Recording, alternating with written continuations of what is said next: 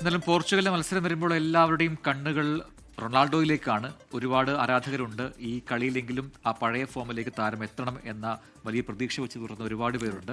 എന്തായാലും വിമർശനങ്ങൾക്ക് ഗോൾ കൊണ്ട് മറുപടി പറഞ്ഞാണ് ശീലം. പ്രായത്തെ തോൽപ്പിച്ച് ട്രിപ്പിൾ ചെയ്ത് മുന്നേറുന്നത് വലിയൊരു സ്വപ്നത്തിലേക്കാണ്. റോണോ തിരിച്ചു വരുമെന്ന് ആരാധകർ ഒന്നടങ്കം പറയുന്നു. അങ്ങ് ദൂരെയാണ് ലക്ഷ്യസ്ഥാനം. കൺമുന്നിൽ കനലായി ജ്വലിക്കുന്നത് ആ സ്വർണ്ണ കിരീടം.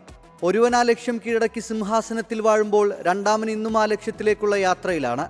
ഒപ്പം പന്ത് തട്ടിയവരിൽ പലരും കളിമതിയാക്കി. പരിശീലകന്റെ കുപ്പായമണിഞ്ഞ് ഡഗ്ഔട്ടിലിരുന്ന് തന്ത്രം മെനയുമ്പോൾ ഒടുങ്ങാത്ത യവനവുമായി റോണോ ഇന്നും ദേശീയ ജേഴ്സിയിൽ പന്ത് തട്ടുകയാണ്. നേടേണ്ടതെല്ലാം അയാൾ നേടിക്കഴിഞ്ഞു എന്ന് ലോകം പറയുമ്പോഴും കളിക്കളത്തിൽ തുടരാൻ അയാളെ പ്രേരിപ്പിക്കുന്നത് ആ ഒരൊറ്റ ലോകകിരീടമാണ്. ഒരു നാൾ വാഴ്ത്തിപ്പാടിയവർ തന്നെ ഇന്ന് അയാളെ മോശക്കാരനാക്കി മാറ്റി നിർത്തുകയാണ്. വിജയത്തിനും തോൽവിക്കുമിടയിലെ നൂൽപ്പാലത്തിൽ കാലിടറാതെ നിന്നപ്പോഴും അയാൾ തളർന്നിട്ടില്ല. വിമർശനങ്ങളും പരിഹാസങ്ങളും ഇന്നും ഇന്ധനം മാത്രമായിരുന്നു.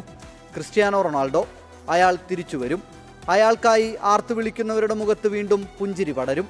World cup desk 24.